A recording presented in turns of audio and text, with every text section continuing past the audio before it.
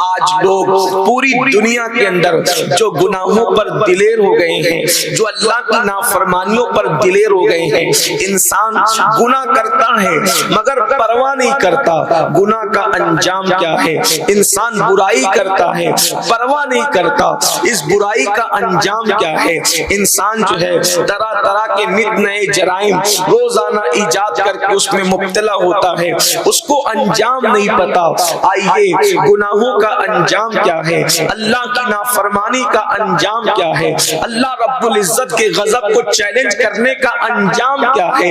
اللہ رب العزت قرآن مقدس میں ارشاد فرماتا ہے، یا ایھا الذین آمنوا قوا انفسکم واہلیکم نارا، اے ایمان والو اپنے آپ کو اور اپنی اولاد کو جہنم کی اس آگ سے بچاؤ جس کا ایندھن انسان اور پتھر ہے، انسان اور پتھر جس کا ایندھن ہے، اس آگ سے اپنے آپ کو بچاؤ۔ یعنی لوگوں اگر تم اللہ کی نافرمانی کرو گے، اگر تم اللہ کے غضب کو چیلنج کرو گے، اگر تم رب تبارک و تعالیٰ کے فرامین کو پیٹ کے پیچھے ڈال کر اپنی خواہشات نفسانی کے پیچھے چلو گے اور اپنی طبیعت کے مطابق زندگی گزارو گے، یعنی گناہ کرو گے، انجام جہنم ہے، جہنم۔ اور یہ جہنم کیا ہے؟ اگر کوئی جہنم کو یوں ہی سراسری لیتا ہے تو یہ اس کی اپنی طبیعت ہے، لیکن اگر وہ سچا مسلمان ہے تو اس کو معلوم ہونا چاہیے کہ اللہ کے سچے نبی صادق و مصدوق صلی اللہ علیہ وآلہ وسلم نے جہنم کا جو نقشہ کھینچا ہے اور وہ بھی جہنم کو دیکھ کر جہنم کی آگ کا ذکر فرمایا ہے۔ تھوڑی دیر آج کے اس عنوان کے حوالے سے اصلاح معاشرہ کا آپ نے عنوان دیا ہے، گناہوں کا انجام کیا ہے۔ اے انجام سے بے پرواہ انسان، تھوڑی دیر اپنی بھلائی کی بات سن، اپنے نفس کو اس پر آمادہ کر، دل کے کانوں سے کسی کی گفتگو سن، ہو سکتا ہے اللہ تیری اور میری اور اصلاح کا سامان پیدا کر دے، تیری میری اصلاح کا سامان پیدا کر دے۔ اللہ اکبر۔ آئیے اللہ کے رسول علیہ السلام کی جہاں تک بات ہے، پوری دنیا کے اندر کسی بھی انسان کو لے لیں، دشمن بھی اللہ اکبر جس کی سچائی کی گواہی دیتا ہو، دشمن بھی جس کی صداقت کی گواہی دیتا ہو، دشمن بھی جس کو صادق الامین کہتا ہو، وہ ذات مصطفیٰ جان رحمت کی ذات ہمارے آقا کتنے سچے ہوں گے، آقا کتنے سچے ہیں کہ دشمن نے ان کو صادق اور امین کہا ہے، دشمن ان کی صداقت و امانت کا اعلان کر رہا ہے۔ اس سچے نبی نے صلی اللہ علیہ وآلہ وسلم نے فرمایا، لوگوں میں نے شب معراج جہنم کا مشاہدہ کیا ہے، میں نے جہنم کو دیکھا ہے، اور اللہ کے رسول علیہ السلام جہنم کا تذکرہ یوں فرماتے ہیں، ارشاد فرماتے ہیں کہ جہنم کی آگ اس دنیا کی آگ سے 69% زیادہ ہے، یعنی کہ 69 درجہ زیادہ دنیا کی آگ سے جہنم کی آگ بھیانک ہے۔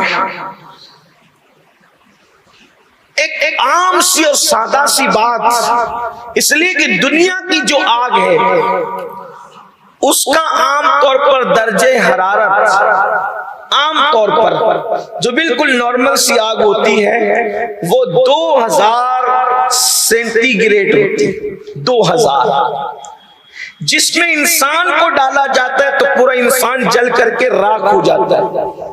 حالانکہ 2000 سے بھی زیادہ ہو سکتی ہے، اس کی وجہ یہ ہے کہ آپ آگ جلانے کے لیے جیسا ایندھن استعمال کریں گے، جیسا ایندھن استعمال کریں گے، آگ کی تپش اتنی زیادہ ہوگی، آگ کی حرارت اتنی زیادہ ہوگی۔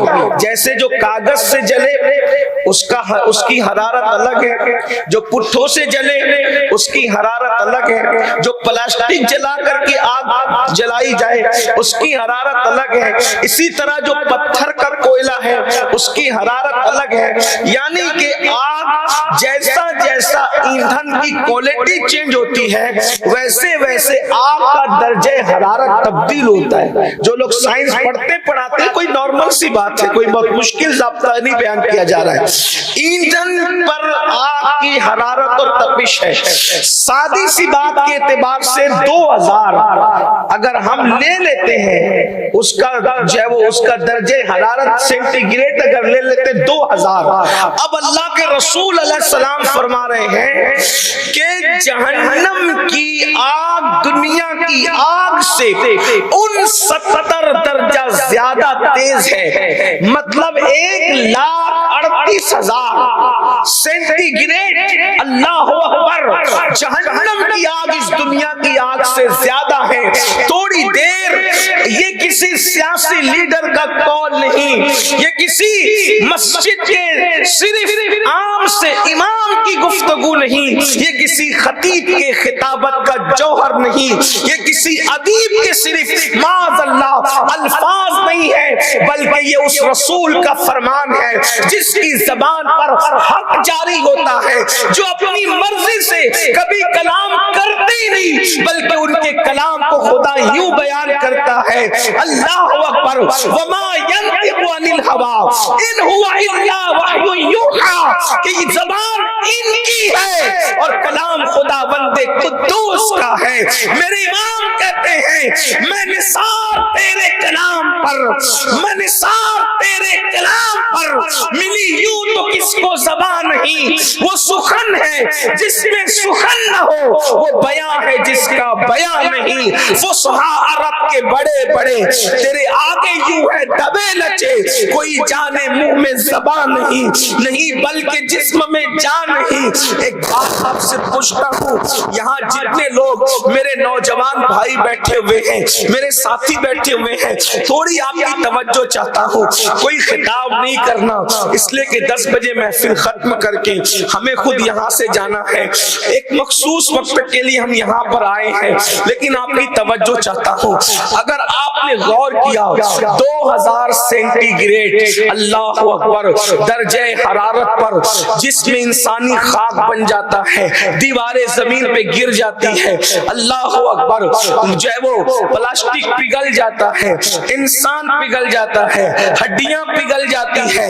جب اللہ اکبر 1,38,000 درجہ زیادہ دنیا کی آگ سے جہنم کی جو آگ ہے اس کا درجہ حرارت ہے, جب اس میں کسی انسان کو ڈالا جائے گا تو اس کا حال ہی ہوگا. اور ایک بات آپ کو بتائیں, دنیا کی انسان دنیا کی آگ کا حال یہ ہے, اس میں اگر کسی کو ڈالا جائے تو وہ آگ مار ڈالتی ہے. دنیا کی آگ مار ڈالتی ہے انسان کو جلا کر, مگر جہنم کی آگ کی خصوصیت یہ ہے لا یموت فیہا ولا یحیا. جہنم کی آگ نہ مرنے دے گی نہ جینے دے گی. وہ مرنے بھی نہیں دے گی, وہ جینے بھی نہیں دے گی. اس کی حالت یہ ہوگی اللہ اکبر, لوگ وہاں موت مانگیں گے تو ان کو موت بھی نہیں آئے گی. اللہ اکبر. اندازہ کریں, آئیے ذرا گناہ کے انجام پہ نظر کیجئے. میرے اور تمہارے سچے نبی صادق و مصدوق صلی اللہ علیہ وآلہ وسلم نے جہنم کا تذکرہ کرتے فرمایا, ہونا تو یہ چاہیے تھا کہ مسلمان اس پہ غور کرتا. میرے بھائیوں, اسی لیے تو اللہ اکبر صحابہ کرام جب جہنم کا ذکر سنتے تو روتے روتے ان کی ہچکیاں بن جاتی تھی. ام المومنین مفتی 4 ملت اما جان سیدہ عائشہ صدیقہ جس کے بستر پہ قرآن نازل ہوتا ہے, وہ جب جہنم کا ذکر سنتی اور جہنم کا تذکرہ آیتوں میں آتا قرآن کی تو اتنا روتی کہ آپ کا دوپٹہ بھیگ جاتا اور نچوڑنے کی نوبت آ جاتی. جیسے کپڑے دھل کے عورتیں نچوڑتی ہیں, ایسے سیدہ عائشہ پاک کا دوپٹہ اللہ اکبر آنسوؤں سے یوں بھیگتا تھا, ان کے پلو یوں بھیگ جاتے تھے. آپ اندازہ فرمائیں, اللہ اکبر. سیدنا فاروق اعظم عمر ابن خطاب رضی اللہ تعالی نے قرآن کی آیت مبارکہ سنی, ان عذاب ربک لواقع, بے شک تیرے رب کا عذاب باقی ہو کر رہے گا. عذاب الہی کا ذکر سن کر فاروق اعظم جیسی ہستی بے ہوش ہو گئی. اللہ کا عذاب سن کر کے، اللہ کے عذاب کا ذکر سن کر آپ پر بے ہوشی طاری ہوگی۔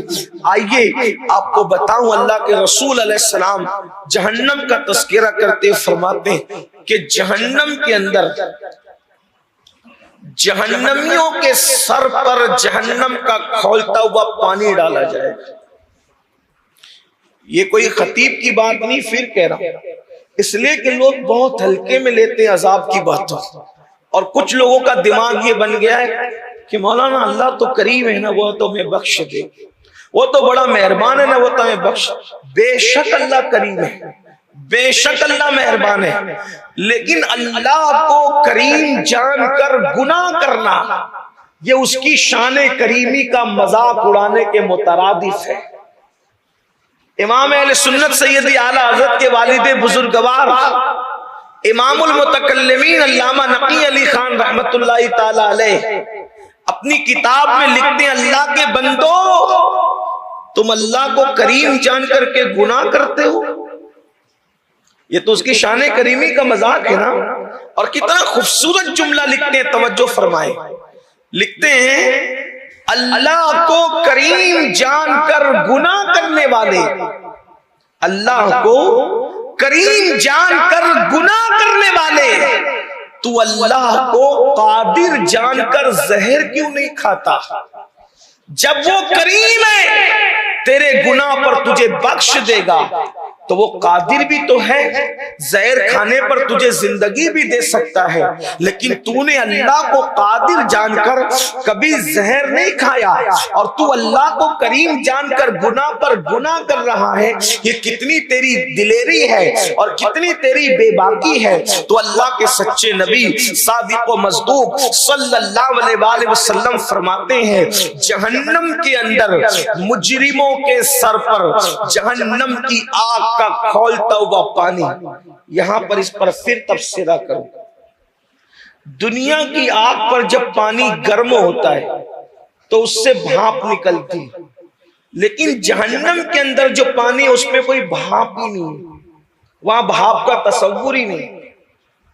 دنیا کی آگ جلتی ہے تو اس میں روشنی پھوٹتی ہے، جہنم کی آگ کے اندر کوئی روشنی نہیں ہے۔ اللہ کے رسول علیہ السلام فرماتے ہیں ایک ہاتھ کو دوسرا ہاتھ سجائی نہیں دیتا، وہاں اندھیرا ہی اندھیرا ہے، تاریکی ہی تاریکی ہے۔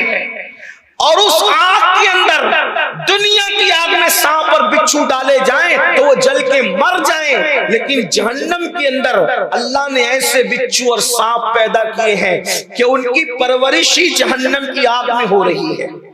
اللہ کے سچے نبی صلی اللہ علیہ وآلہ وسلم فرماتے ہیں سانپ اتنے موٹے موٹے ہیں جیسے اونٹ موٹے ہوتے ہیں، بختی اونٹ، اور بچھو اتنے بڑے بڑے ہیں جیسے کھچر بڑے بڑے ہوتے ہیں، موٹے موٹے ہوتے ہیں۔ اور اللہ کے رسول علیہ السلام فرماتے ہیں جب مجرموں کو یہ سانپ اور بچھو ڈسیں گے تو سانپوں کے ڈسنے سے 70 سال تک کے زہر ان کے جسم کے اندر گھومتا رہے گا اور وہ چیختے رہیں گے، اور جب وہ بچھو ڈسیں گے تو 40 سال تک کے ان کا زہر ان کے جسم کے اندر گھومتا رہے گا اور وہ تڑپتے رہیں گے۔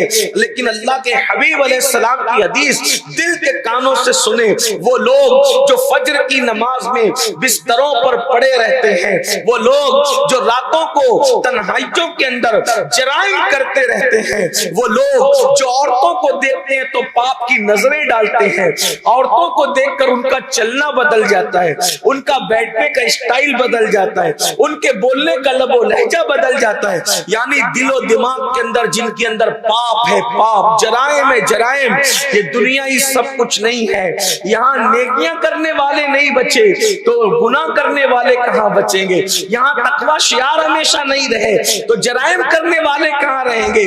اللہ کے بندو ذرا سوچو تو صحیح، اللہ اکبر، کہاں جانا ہے، کس طرف کا سفر کرنا ہے، آخری منزل کیا ہے، کس کی طرف لوٹنا ہے، کس کی طرف پلٹ کر جانا ہے۔ اور بے باکی کا عالم یہ ہے انسان ایک دن ذرا صبح سے لے کر رات تک اپنے اعمال پر نظر تو کرے کہ روزانہ نیند سے اٹھ کر سونے تک میں اللہ کی فرما برداری کتنی کرتا ہوں اور اللہ کی نافرمانی کتنی کرتا ہوں۔ مسلمانوں، اگر کوئی 10,000 روپے کی نوکری دے دے تو ہم اس کو ناراض نہیں کرتے، 10,000 کی نوکری جس کو دے دے، جو دے دے سیٹ، ہم اس کو ناراض نہیں کرتے، 10,000 کی نوکری دینے والے سیٹ کو ناراض نہیں کرتے، اس کی خوشی کا اتنا خیال کرتے، وہ کہہ دے کہ 5 بجے صبح آنا ہے تو 5 بجے پہنچ ہی جانا، میرے گھر یہ سامان پہنچانا ہے تو پہنچانا ہے، اتنی رات کو آ کر کے فلاں کام کرنا ہے تو کرنا ہے۔ جس نے 10,000 کی نوکری دی ہے اس کی خوشی کا اتنا خیال ہے، جس خدا نے ماں کے پیٹ میں خوبصورت شکل بنائی، جس خدا نے ماں کے سینے میں ہمارے پیدا ہونے سے پہلے دودھ جیسی غذا پیدا کی، جس خدا نے ہماری پیدائش سے پہلے ماں باپ کے دل میں ہماری محبت، ہمارا پیار پیدا کیا، جس خدا نے ہمیں چلنے کی طاقت دی، بولنے کی طاقت دی، سننے کی طاقت دی، دیکھنے کی طاقت دی، جس نے رزق دیا، روزی دی، اچھے ماں باپ دیے، آسمان کا سائبان دیا، خوبصورت مکان دیا، لباس دیا، ساری نعمتیں دی، جتنی نعمتیں سب اللہ نے دی ہے۔ آپ سے پوچھتا ہوں 10,000 کی نوکری جس کے یہاں کرتے ہو اس کی خوشی کا خیال ہے، جس نے ساری نعمتیں دی ہے اس کی خوشی کا کبھی خیال کیا؟ اس کی خوشی کا کبھی خیال کیا؟ آپ مجھے بتائیں ہم سے بڑا بے وفا کون؟ ہم سے بڑا ہرجائی کون؟ ہم سے بڑا نکما کون؟ آپ مجھے بتائیں ہم کیا بنے؟ ہم کیا بنے؟ ادیب بنے، خطیب بنے، یہ بنے، وہ بنے، وہ بنے، وہ بنے۔ بلکہ اگر برا نہیں مانو، سنیوں کا مجمع ہے، میں آپ کو برا نہیں ماننا میری بات کا، قادری بن گئے، نقشبندی بن گئے، چشتی بن گئے، رضوی بن گئے، اشرفی بن گئے، برکاتی بن گئے، مداری بن گئے، وارسی بن گئے، سب بنے، کیا ہم اللہ کے بندے بھی بنے؟ ہم نے سب سے وفا کی، اللہ سے ہم نے کیا وفا؟ پہلی منزل ہے اللہ کا بندہ بننا، اللہ کا بندہ بنیں گے بعد میں سب کچھ ملنا ہے۔ جو اللہ کا بندہ ہی نہ بنا، جس نے ہمیشہ بندگی کی تو اپنی نفسانی خواہشات کی۔ حدیث پاک میں آتا ہے روئے زمین پر سب سے زیادہ اگر کسی کو پوجا جاتا ہے، روئے زمین پر باطل خداؤں میں اللہ کے رسول علیہ السلام فرماتے ہیں معبودان باطل میں اگر سب سے زیادہ کسی کو پوجا جاتا ہے تو وہ نفسانی خواہشات کو پوجا جاتا ہے۔ انسان اپنے نفس کا بندہ ہے، جو کلمہ پڑھ کے دوسرے بتوں سے بیزاری کا اظہار کرتا ہے وہ انسان بھی کہیں نہ کہیں اپنے نفس کا بندہ بنا ہوا ہے، کہیں نہ کہیں وہ بھی اپنے نفس کی بندگی کر رہا ہے۔ کیوں؟ خدا کہہ رہا ہے فجر میں اٹھ، نفس کہہ رہا ہے سو جا۔ کس کی مانا؟ آپ مجھے بتائیں ہم بہت کچھ بنے، اللہ کے بندے بنے؟ خدا کہہ رہے اٹھ، نفس کہہ رہے سو جا۔ خدا کہہ رہے حلال کھا، نفس کہہ رہا ہے اگر حلال کھائے گا تو ترقی کیسے ہوگی؟ پھر تجھے جوا بھی کھیلنا چاہیے، تجھے نشے کی چیزیں بھی بیچنا چاہیے، تجھے شراب کا دھندا بھی کرنا چاہیے، تجھے سود کا کاروبار بھی کرنا چاہیے۔ حالانکہ مدینہ منورہ سے آواز آ رہی ہے سود کا 1 درہم کھانا ماں کے ساتھ 36 مرتبہ زنا کرنے کے برابر ہے۔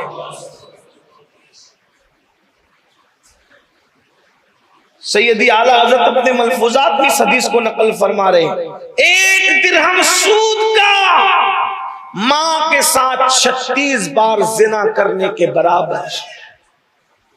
مگر نفس کے کتنے غلام بنے، نفس نے ہمیں کہاں پہنچایا، نفس کی غلامی نے ہمیں کس گڑھے کے اندر ڈھکیل دیا کہ اللہ کہہ رہے حلال تجھ پہ لازم کیا گیا ہے، اور بندہ حلال کی پرواہ نہیں کرتا، بندہ حلال و حرام میں تمیز ہی نہیں کرتا۔ ایک اور حدیث پاک ہے سود کے 60 درجے ہیں، جس میں سب سے ہلکا درجہ ماں کے ساتھ زنا کرنا ہے۔ ایک حدیث پاک ہے کہ سود کھانے والا اور کعبۃ اللہ کے صحن میں زنا کرنے والا دونوں برابر برابر ہے۔ علامہ ابن حجر مکی رحمت اللہ تعالی علیہ لکھتے ہیں کہ میں نے شب قدر میں بھی سود کھانے والوں کو عذاب قبر میں مبتلا دیکھا۔ رمضان المبارک کی راتیں اور اپنی جگہ، لیکن سود کھانے والوں کو میں نے شب قدر میں بھی عذاب میں گرفتار دیکھا۔ میں صرف اشارے دے رہا ہوں اس لیے کہ وقت کی قلت ہمارے سامنے ہے۔ آپ سے پوچھتا ہوں، اللہ کے حبیب علیہ الصلوۃ و تسلیم فرما رہے ہیں، وہ بات پھر آتی ہے، اس کو ہم پھر واپس پیش کرتے ہیں کہ